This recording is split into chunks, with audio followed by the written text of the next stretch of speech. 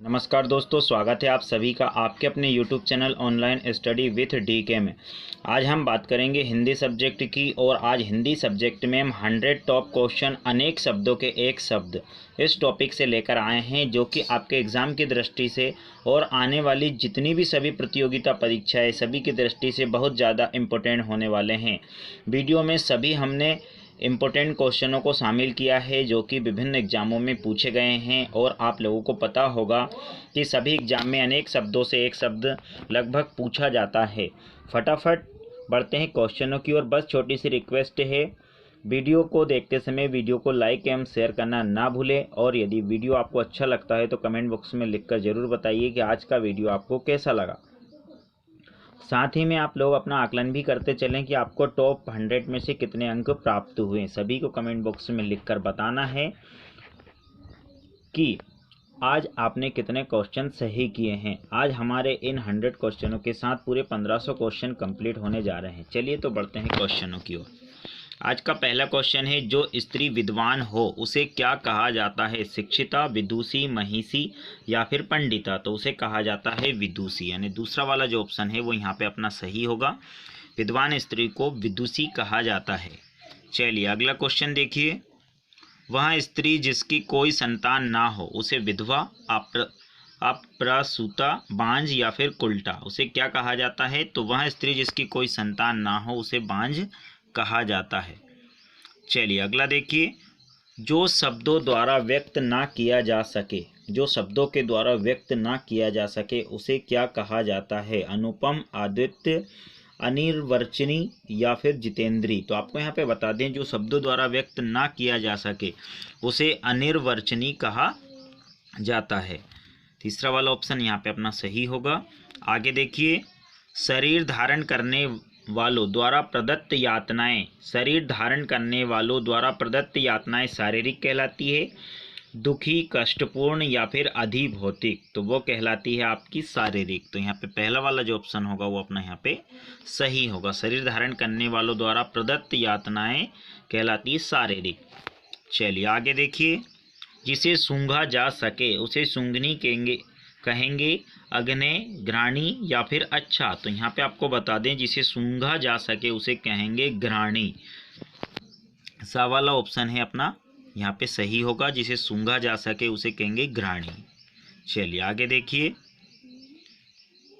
जिसे इंद्रियों से अनुभव ना किया जा सके उसे क्या कहेंगे? अतीन्द्रिय कहेंगे, अनुभव विहीन कहेंगे, इंद्रिय परे कहेंगे या फिर अक्षुण्ण कहेंगे? जिसे इंद्रियों से अनुभव ना किया जा सके, यहाँ पे आपको ध्यान रखना है, जिसे इंद्रियों से अनुभव ना किया जा सके, नाक, कान, आँख, इंद्रियों से अनुभव ना किया जा सके उसे क्या कहेंगे? अतीन्द्रिय कहेंगे। तो यहाँ पे पहला वाला जो ऑप्शन होगा बिल्कुल वो अपना सही होगा।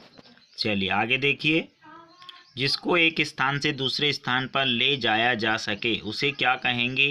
अस्थानांतरणी, स्थावर, स्थिर या फिर स्थायी? उसे कहेंगे अस्थानांतरणी। जिसको एक स्थान से दूसरे स्थान पर ना ले जाया जा सके, यहाँ पे ध्यान रखना है, उसे कहेंगे अस्थानांतरणी, यानी पहला वाला जो ऑप्शन होगा बिल्कुल वो अपना सही होगा। चलिए आगे देखिए। किसी विषय को विशेष रूप से जानने वाला, ध्यान देना है, किसी विषय को विशेष रूप से जानने वाले को ज्ञानी कहेंगे, विशेषज्ञ कहेंगे, वेश कहेंगे या फिर वास्तु कहेंगे? काफ़ी इंपॉर्टेंट क्वेश्चन है और बिल्कुल सरल भी है। विषय को विशेष रूप से जानने वाले को कहेंगे विशेषज्ञ, यानी दूसरा वाला जो ऑप्शन होगा वो यहाँ पे अपना सही होगा। आगे देखिए। स्वेद से उत्पन्न होने वाले को क्या कहेंगे? स्वेदज कहेंगे, स्वेज कहेंगे, स्वाद कहेंगे या फिर स्वर कहेंगे? तो आपको यहाँ पे बता दें, स्वेद से उत्पन्न होने वाले को कहेंगे स्वेदज, यानी पहला वाला जो ऑप्शन होगा वो बिल्कुल यहाँ पे अपना सही होगा। आगे देखिए। जहाँ लोगों का मिलन हो उसे संगम कहेंगे, स्वर्ण कहेंगे, सज्जा कहेंगे या फिर सम्मेलन कहेंगे? तो यहाँ पे आपको बता दें, जहाँ लोगों का मिलन होता है उसे सम्मेलन कहा जाता है और सम्मेलन में ही शादियाँ की जाती है और सब एक दूसरे आपस में वहाँ मिल जाते हैं। सभी प्रकार के जो मेहमान लोग हैं वो वहाँ पे मिल जाते हैं, यानी सबका सम्मेलन, यानी सबका मिलन हो जाता है, उसे ही सम्मेलन कहा जाता है। चलिए आगे देखिए। जो बहुत जानता हो उसे क्या कहेंगे, बहिरंग कहेंगे, वर्णातीत कहेंगे, बुभुक्षा कहेंगे या फिर बहुज्ञ कहेंगे। जो बहुत जानता हो उसे क्या कहेंगे, बहुज्ञ, बहुज्ञ कहेंगे उसे। द वाला जो ऑप्शन होगा वो यहाँ पे अपना एकदम सही होगा। आगे देखिए, जो काम में ना लाया गया हो उसे क्या कहेंगे, अव्यवहृत कहेंगे, अव्यवहारी कहेंगे, व्यवहारच्युत कहेंगे या फिर अनुच्छा कहेंगे। तो आपको यहाँ पे ध्यान देना है, जो काम में ना लाया गया हो, ध्यान देना है, जो काम में ना लाया गया हो उसे क्या कहेंगे, उसे कहेंगे अव्यवहृत, यानी पहला वाला जो ऑप्शन है वो अपना यहाँ पे सही होगा।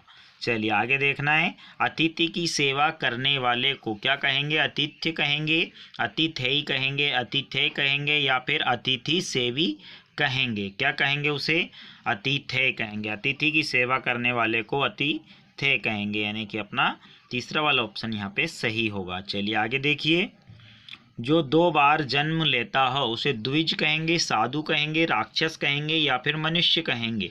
जो 2 बार जन्म लेता हो उसे द्विज कहेंगे। काफ़ी इंपॉर्टेंट क्वेश्चन है, तो यहाँ पे पहला वाला ऑप्शन अपना सही होगा। आगे देखिए, किए हुए उपकार को ना मानने वाला, ध्यान देना है, किए हुए उपकार को ना मानने वाले को क्या कहेंगे, चालाक कहेंगे, दुराचारी कहेंगे, अविश्वसनीय कहेंगे या फिर कृतघ्न कहेंगे।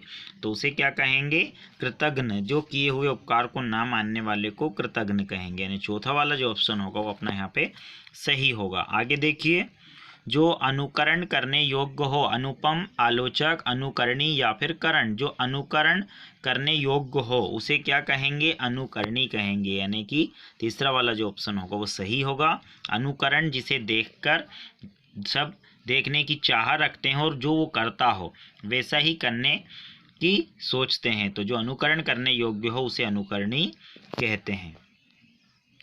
चलिए आगे देखिए, जो मुकदमा दायर करता हो, ध्यान देना है, जो मुकदमा दायर करता हो, मुकदमेबाज, वकील, जज या फिर मुद्दई। तो आपको यहाँ पे बता दें, मुकदमा दायर करने वाले को मुद्दई कहा जाता है। चौथा वाला जो ऑप्शन होगा वो बिल्कुल यहाँ पे अपना सही होगा। आगे देखिए, जल में जन्म लेने वाला, ध्यान देना है, जल में जन्म लेने वाले को जलन कहेंगे, जलपद कहेंगे, जलज कहेंगे या पादप कहेंगे। तो आपको यहाँ पे बता दें, जल में जन्म लेने वाले को जलज कहेंगे और जलज कमल को भी कहा जाता है। तो यहाँ पे तीसरा वाला जो ऑप्शन है वो अपना सही होगा। आगे देखिए, जिसके 4 पद हो, ध्यान देना है, जिसके 4 पैर हो उसे क्या कहा जाता है, चतुर्भुज, चौपाल, चारपाई या चतुष्पद।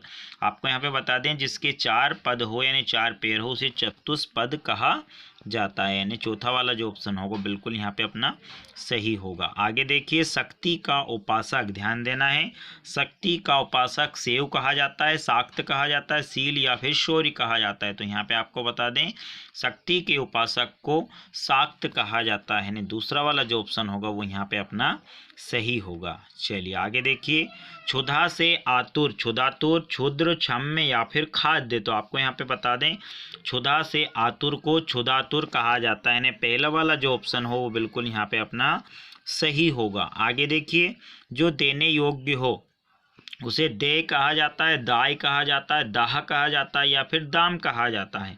तो जो देने योग्य हो उसे देय कहा जाता है। तो यहाँ पे पहला वाला जो ऑप्शन होगा बिल्कुल सही होगा, जो देने योग्य हो उसे देय कहा जाता है। चलिए आगे देखिए, एक वस्तु लेकर दूसरी वस्तु को देना उसे विनिमय कहा जाता है, वितरण कहा जाता है, विक्रय कहा जाता है या प्रतिदान कहा जाता है। तो एक वस्तु लेकर दूसरी वस्तु देने को विनिमय कहा जाता है। तो पहला वाला जो ऑप्शन होगा बिल्कुल अपना सही होगा। आगे देखिए, तैरने या पार होने का इच्छुक, जो तैरने या पार होने के इच्छुक को क्या कहा जाता है, तितीर्षु, तितिक्षु, तितीसी या फिर तितिज्ञा। तो आपको यहाँ पे बता दें, तैरने या पार होने के इच्छुक को तितीर्षु कहा जाता है। पहला वाला जो ऑप्शन होगा बिल्कुल यहाँ पे अपना सही होगा। आगे देखिए, ऊंचे पद से हटाकर नीचे पद पर किया जाए, ऊंचे पद से हटाकर नीचे पद पर किया जाए पदोन्नति, पदाहत, पदावनत, पदावनति। तो यहाँ पे आपको बता दें, ऊंचे पद से हटाकर नीचे पद पर किया जाता है उसे पदावनति कहा जाता है, यानी पद अवनति उसे कहा जाता है। यहाँ पे चौथा वाला जो ऑप्शन होगा सही होगा। आगे देखिए, वहाँ जिसके नाम कोई वस्तु भेजी जाए, वह जिसके नाम कोई वस्तु भेजी जाए उसे प्रेषिती, प्रेषित, प्रेषक या फिर प्रेषणी कहा जाता है। तो वहाँ आपको बता दें, वह जिसके नाम से कोई वस्तु भेजी जाए उसे प्रेषिती कहा जाता है। पहला वाला जो ऑप्शन होगा बिल्कुल वो सही होगा। आगे देखिए, जो सुना ना गया हो, ध्यान देना है, जो सुना ना गया हो उसे अकल्पित, असंभव, अश्रुत या फिर बधिर, उसे क्या कहा जाता है? जो सुना ना गया हो उसे अश्रुत कहा जाता है। यानी तीसरा वाला जो ऑप्शन है वो बिल्कुल यहाँ पे अपना सही होगा। आगे देखिए, किसी मामले के खिलाफ दिया गया मत क्या कहा जाता है? विरोधी, विपरीत मत, प्रतिकूल टिप्पणी या फिर व्यति टिप्पणी। तो आपको यहाँ पे बता दें, किसी मामले के खिलाफ दिया गया जो मत है उसे व्यति टिप्पणी कहा जाता है। तो यहाँ पे चौथा वाला ऑप्शन अपना सही होगा। आगे देखिए, ऐसा पुष्प जो अभी विकसित नहीं हुआ हो उसे कोस कहा जाता है, मुकुल, बौर या फिर मंजरी कहा जाता है। ऐसा पुष्प जो अभी विकसित नहीं हुआ हो यानी पूरी तरह से खुला नहीं हो उसे मुकुल कहा जाता है। तो यहाँ पे दूसरा वाला ऑप्शन अपना सही होगा। आगे देखिए, बलवान के अन्याय से उत्पन्न भय, बलवान के अन्याय से उत्पन्न भय को क्या कहा जाता है? त्रास, आतंक, दंड या फिर अत्याचार। तो बलवान के अन्याय से उत्पन्न भय को क्या कहा जाता है? आतंक कहा जाता है, जो तालिबानियों ने अफगानिस्तान में मचा रखा है। तो आपको यहाँ पे बता दें, बलवान के अन्याय से उत्पन्न भय को आतंक कहा जाता है।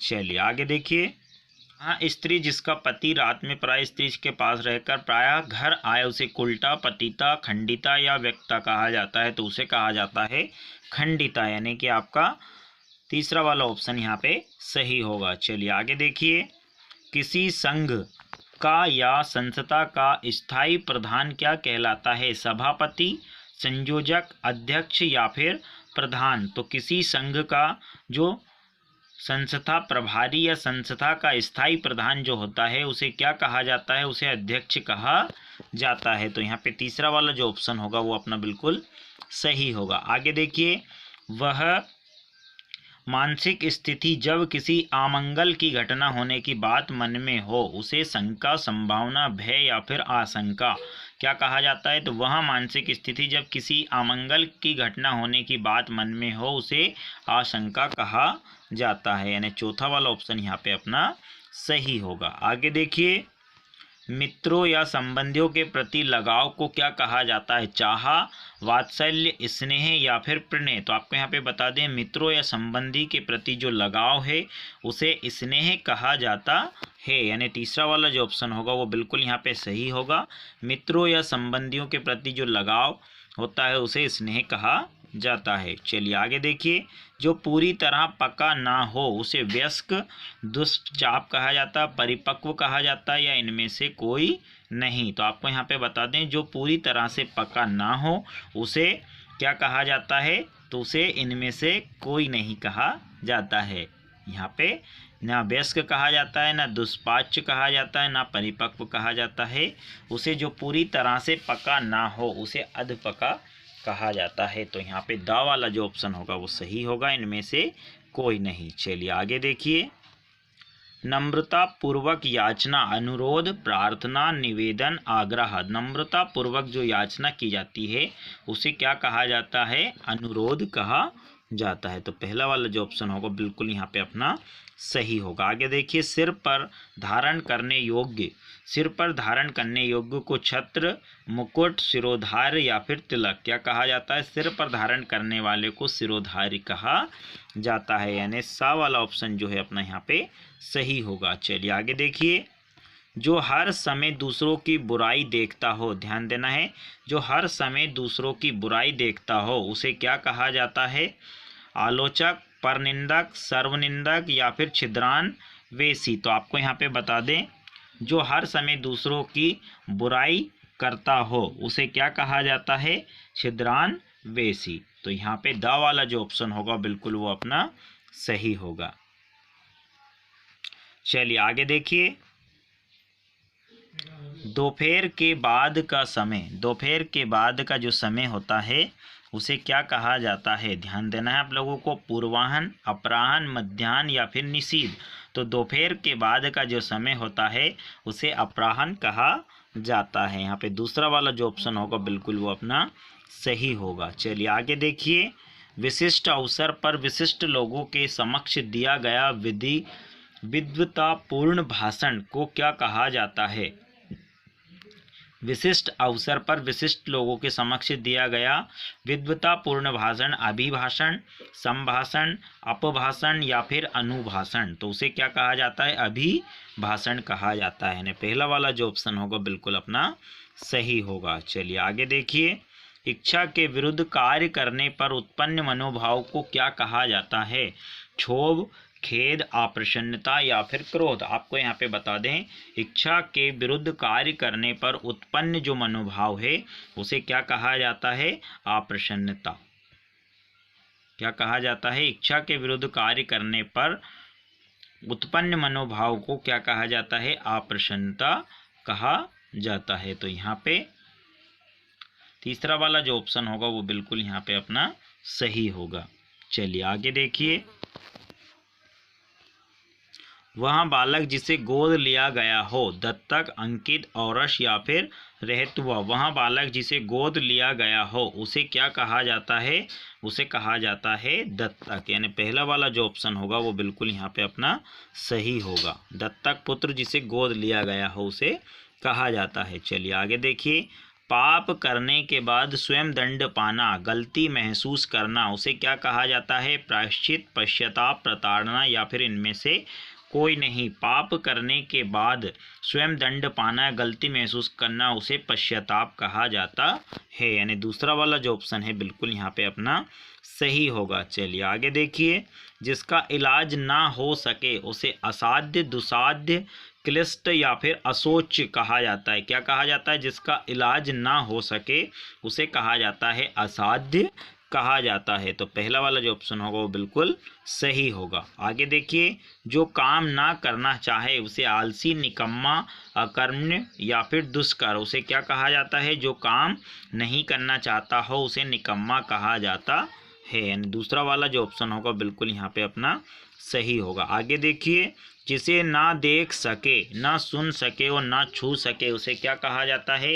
निराकार, निर्गुण, अदृश्य या फिर अगोचर। तो उसे क्या कहा जाता है? निराकार। जिसे ना देख सके, ना सुन सके उसे निराकार कहा जाता है। तो पहला वाला जो ऑप्शन होगा बिल्कुल सही होगा।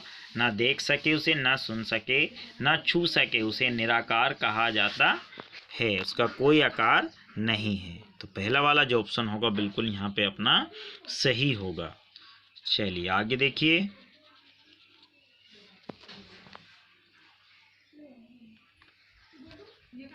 जो नभ या खग यानी कि जो नभ या खग यानी आकाश में चलता हो, जो नभ या ख में आकाश में चलता हो उसे खेचर, पशु, पेड़ या फिर बस क्या कहा जाता है? उसे कहा जाता है खेचर। जो नभ या आकाश में चलता हो उसे खेचर कहा जाता है। तो यहाँ पे पहला वाला जो ऑप्शन होगा बिल्कुल यहाँ पे अपना सही होगा। आगे देखिए।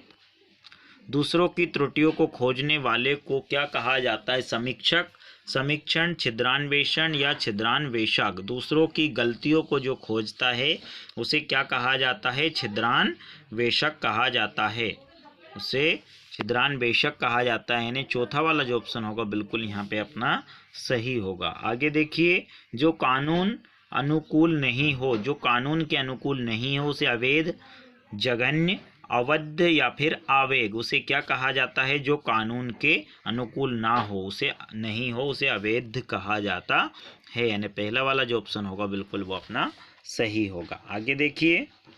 जो पलकों को गिराए बिना, जो पलकों को गिराए बिना, आपलक, जो पलकों को नहीं गिराता है उसे क्या कहा जाता है? आपलक, उन्मीलित, निर्मीलित या फिर निर्निमेष। तो आपको यहाँ पे बता दें, पलकों को गिराए, जो पलकों को नहीं गिराता है उसे निर्निमेष कहा जाता है। यानी चौथा वाला जो ऑप्शन है वो यहाँ पे अपना सही होगा। आगे देखिए। लौकिक किसे कहा जाता है? यहाँ पे आपको ध्यान देना है। अनेक शब्दों के एक शब्द है ये लौकिक। तो लौकिक किसे कहा जाता है? पकड़ लिया गया, एक समान दिखने वाला, लौकी से बना हुआ, जो इस लोक की बात हो उसे लौकिक कहा जाता है। तो यहाँ पे चौथा वाला जो ऑप्शन होगा वो सही होगा, इस लोक की जो बात हो उसे लौकिक कहा जाता है। चलिए अगला क्वेश्चन देखिए। जिस स्त्री का पति जीवित हो उसे क्या कहा जाता है? कामिनी, शुद्धवा, सधवा या फिर मधवा? तो उसे कहा जाता है सधवा, यानी कि तीसरा वाला जो ऑप्शन है वो अपना यहाँ पे सही होगा। आगे देखिए, विधानमंडल द्वारा पारित या स्वीकृति विधि को क्या कहा जाता है? अधिनियम, नियम, विनिमय या फिर अध्यादेश? उसे कहा जाता है अधिनियम, यानी पहला वाला जो ऑप्शन है वो यहाँ पे बिल्कुल अपना सही होगा। चलिए आगे देखिए, फेंक कर चलाए जाने वाला हथियार को क्या कहा जाता है? अस्त्र, शस्त्र, भाला या गुलेल? तो जो फेंक कर चलाए जाने वाला हथियार है उसे अस्त्र कहा जाता है, यानी पहला वाला जो ऑप्शन है बिल्कुल यहाँ पे अपना सही होगा। आगे देखिए, जिस तर्क का कोई जवाब ना हो उसे क्या कहा जाता है? जोरदार, तीखा, सटीक या फिर अकाट्य? तो उसे कहा जाता है अकाट्य, यानी जिस तर्क का कोई जवाब ना हो उसे अकाट्य कहा जाता है। चलिए आगे देखिए, हर काम को देर से करने वाले को क्या कहा जाता है? दीर्घदर्शी, दूरदर्शी, विलंबी या दीर्घसूत्री? तो उसे कहा जाता है दीर्घसूत्री, यानी चौथा वाला जो ऑप्शन है वो अपना यहाँ पे सही होगा। आगे देखिए, पत्र या प्रश्न आदि के उत्तर की अपेक्षा करने वाले को क्या कहा जाता है? उत्तरी, उत्तरदायी, उत्तराधिकारी, उत्तरापेक्षी? तो उसे कहा जाता है उत्तरापेक्षी, यानी चौथा वाला जो ऑप्शन है वो यहाँ पे अपना सही होगा। आगे देखिए, जिसने देश के साथ विश्वासघात किया हो, बागी, विश्वासघाती, देशद्रोही या फिर विद्रोही? तो उसे कहा जाता है देशद्रोही, यानी तीसरा वाला ऑप्शन अपना सही होगा। आगे देखिए, आयु में बड़ा व्यक्ति कनिष्ठ, वरिष्ठ, ज्येष्ठ या फिर पूजनीय? तो आपको यहाँ पे बता दें, आयु में बड़े व्यक्ति को ज्येष्ठ कहा जाता है, तो यहाँ पे तीसरा वाला ऑप्शन अपना सही होगा। आगे देखिए, जो सरलता पूर्वक प्राप्त किया जा सके उसे सरल, सुलभ, सुंदर या फिर सुप्राप्य कहा जाता है? तो उसे क्या कहा जाता है? सुलभ, यानी कि दूसरा वाला जो ऑप्शन होगा वो अपना यहाँ पे सही होगा। चलिए आगे देखिए, वह स्त्री जिसको पति ने त्याग दिया हो, ध्यान देना है, वह स्त्री जिसे पति ने त्याग दिया हो उसे कुल्टा, परकिया, परित्यक्ता या फिर बांझ? तो उसे कहा जाता है परित्यक्तता, यानी कि अपना तीसरा वाला जो ऑप्शन है वो यहाँ पे अपना सही होगा। चलिए आगे देखिए, बाहर जाने वाली सांस को प्राणवायु, प्रश्वास, निश्वास या फिर उच्छ्वास? तो उसे कहा जाता है निश्वास, बाहर जाने वाली सांस को निश्वास कहा जाता है। चलिए आगे देखिए, जिसकी ग्रीवा सुंदर हो, ध्यान देना है, जिसकी ग्रीवा सुंदर हो उसे सुग्रीव, बंदर, कोयल या फिर मोर? तो उसे कहा जाता है सुग्रीव, तो यानी पहला वाला जो ऑप्शन है वो यहाँ पे अपना सही होगा। चलिए अगला देखिए, नदी में नाव चलाने वाला ड्राइवर, चालक, नाविक या फिर धावक? काफ़ी सरल क्वेश्चन है। नदी में नाव चलाने वाले को नाविक कहा जाता है। चलिए आगे देखिए, जो वस्तु अपनी ना हो दूसरों की हो उसे क्या कहा जाता है? अपना, उसकी, पराई या फिर तुम्हारी? तो उसे कहा जाता है पराई, यानी कि तीसरा वाला ऑप्शन यहाँ पे अपना सही होगा। आगे देखिए, जिसे जीतने में कठिनता हो, अविजित या दुर्जय, अजय या फिर अपराजित? जिसे जीतने में कठिनता हो उसे क्या कहा जाता है? दुर्जय, यानी कि दूसरा वाला जो ऑप्शन है वो यहाँ पे अपना सही होगा। आगे देखिए, आलोचना करने वाला समीक्षक, छिद्रान्वेषी, आलोचक या समालोचक? तो आलोचना जो करता है उसे क्या कहा जाता है? आलोचक कहा जाता है, यानी तीसरा वाला जो ऑप्शन है वो यहाँ पे अपना सही होगा। आलोचना करने वाले को क्या कहा जाता है? आलोचक कहा जाता है। चलिए आगे देखिए, पत्तों से बनने वाली कुटी को पर्णकुटी, कुटीर, झोपड़ी या फिर मड़ैया? पत्तों से बनने वाली कुटी को पर्णकुटी कहा जाता है। चलिए आगे देखिए, दूसरे पर दया करने वाला कृपालु, दयावान, कृपावान या फिर दयालु? तो उसे कहा जाता है दयालु। चलिए आगे देखिए, चलायमान रहने वाली संपत्ति अचल, अविचल, चल संपत्ति, अस्थिर संपत्ति? तो चलायमान जो संपत्ति है उसे क्या कहा जाता है? चल संपत्ति कहा जाता है, तीसरा वाला ऑप्शन यहाँ पे अपना सही होगा। आगे देखिए, जिसे देश अपने स्थान से हटा दिया हो, जिसे अपने स्थान से हटा दिया गया हो उसे निलंबित, स्थानापन्न, स्थानांतरित या फिर विस्थापित? तो उसे क्या कहा जाता है? विस्थापित कहा जाता है, चौथा वाला जो ऑप्शन होगा वो यहाँ पे अपना एकदम सही होगा। जिसे अपने स्थान से हटा दिया गया हो उसे विस्थापित कहा जाता है। चलिए आगे देखिए, जो क्षमा पाने लायक हो, छोर, छीन, क्षेम या फिर क्षम्य, तो जो क्षमा पाने लायक हो उसे क्या कहा जाता है, क्षम्य कहा जाता है, यानी कि अपना चौथा वाला ऑप्शन यहाँ पे एकदम सही होगा। चलिए आगे देखिए, जहाँ नदियों का मिलन हो, ध्यान देना है, जहाँ नदियों का मिलन हो, सम्मेलन, संगम, समतल, समर्पित, उसे संगम कहा जाता है। चलिए आगे देखिए, जो सब कुछ जानता हो, जो सब कुछ जानता हो उसे सर्वस्व, सार्वभौम, सर्वज्ञ या स्वर्ण, जो सब कुछ जानता हो उसे सर्वज्ञ कहा जाता है, यानी तीसरा वाला ऑप्शन यहाँ पे अपना सही होगा। आगे देखिए, अपनी ही जाति वाला, जाति, विजाति, सजाति, इतर जाति, अपनी ही जाति वाले को सजाति कहा जाता है। यहाँ पे दूसरा वाला ऑप्शन जो है वो सही होगा, बा वाला ऑप्शन, सॉरी, तीसरा ऑप्शन है। चलिए आगे देखिए, वह मानसिक स्थिति जब किसी अप्रिय घटना के घटित होने की बात मन में आए, संदेह, शंका, आशंका, संभावना, रिपीट हो गया क्वेश्चन, तो ये होगा अपना आशंका, यानी तीसरा वाला जो ऑप्शन है वो यहाँ पे अपना सही होगा। आगे देखिए, नीति जानने वाला, नीतिज्ञ, नैतिक, नीतिवान या फिर नीति निपुण, तो नीति जानने वाले को क्या कहा जाता है, नैतिज्ञ कहा जाता है। तो यहाँ पे पहला वाला ऑप्शन अपना सही होगा, नीति जानने वाले को नीतिज्ञ कहा जाता है। आगे देखिए, जो मार्ग में जा रहा हो उसे क्या कहा जाएगा, यात्री, पथिक, आरोही, बटोही, तो आपको यहाँ पे बता दें, जो मार्ग में जा रहा हो उसे बटोही कहा जाएगा। तो यहाँ पे चौथा वाला जो ऑप्शन है वो अपना सही होगा। आगे देखिए, पुरुष एवं स्त्री का जोड़ा दंपत्ति कहलाता है, युग, युगल, पति पत्नी, तो आपको यहाँ पे बता दें, पुरुष एवं स्त्री का जोड़ा उसे एक शब्द में दंपत्ति कहा जाता है। तो पहला वाला जो ऑप्शन है वो यहाँ पे अपना सही होगा। आगे देखिए, जो कोई वस्तु या भिक्षा मांगता हो उसे सन्यासी कहा जाता है, त्यागी, साधु या फिर याचक, तो उसे याचक कहा जाता है। चौथा वाला ऑप्शन अपना यहाँ पे सही होगा। आगे देखिए, ईश्वर में विश्वास रखने वाला, भक्त, उपासक, आस्तिक, विश्वासी, काफ़ी एग्जामों में पूछा गया है, इसलिए इस क्वेश्चन को हमने लिया है यहाँ पे। ईश्वर में विश्वास रखने वाले को आस्तिक कहा जाता है, यानी तीसरा वाला जो ऑप्शन है वो अपना यहाँ पे सही होगा। आगे देखिए, जिसने देश के साथ विश्वासघात किया हो उसे विश्वासघाती, बागी, विद्रोही या फिर देशद्रोही, तो जिसने देश के साथ विश्वासघात किया हो उसे देशद्रोही कहा जाता है, यानी चौथा वाला जो ऑप्शन है वो यहाँ पे अपना सही। व्यक्ति किसी अन्य के स्थान पर कार्यरत हो उसे अस्थायी कहा जाता है, स्थानापन्न, अल्पकालीन या फिर काम चलाओ, तो उसे स्थानापन्न कहा जाता है। यहाँ पे दूसरा वाला जो ऑप्शन है वो अपना सही होगा। आगे देखिए, जिसके मन में दया का अभाव हो, यानी दया की कमी हो, उसे निर्गुण, निर्मम, निर्दय या निर्मूल, तो उसे कहा जाता है निर्दय, यानी तीसरा वाला जो ऑप्शन है यहाँ पे अपना सही होगा। आगे देखिए, जानने की इच्छा रखने वाले को क्या कहा जाता है, वैष्णव, दूरदर्शी, वाचाल या फिर जिज्ञासु, तो उसे कहा जाता है जिज्ञासु, यानी चौथा वाला ऑप्शन यहाँ पे अपना सही होगा। आगे देखिए, जो परिणय सूत्र में ना बंधा हो उसे, ध्यान देना है, जो परिणय सूत्र में ना बंधा हो उसे क्या कहा जाता है, अपरिणित, नवविवाहित, ब्रह्मचारी या फिर एकाकी, तो उसे कहा जाता है अपरिणित।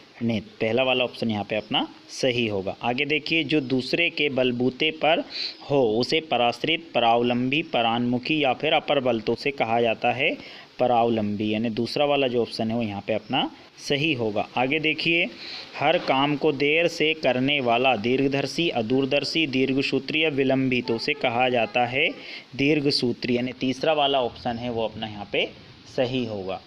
आगे देखिए, जिसका जन्म बाद में हुआ हो, अनु मतलब बाद में हुआ हो, उसे अनुज, यशस्वी, अतीत या तेजस्वी, तो उसे कहा जाता है अनुज कहा जाता है, यानी पहला वाला जो ऑप्शन है यहाँ पे अपना वो सही होगा। आगे देखिए, जो शत्रु की हत्या करता हो उसे शत्रुघ्न, नश्वर, निर्दय, जन्मांध, तो उसे कहा जाता है शत्रुघ्न कहा जाता है।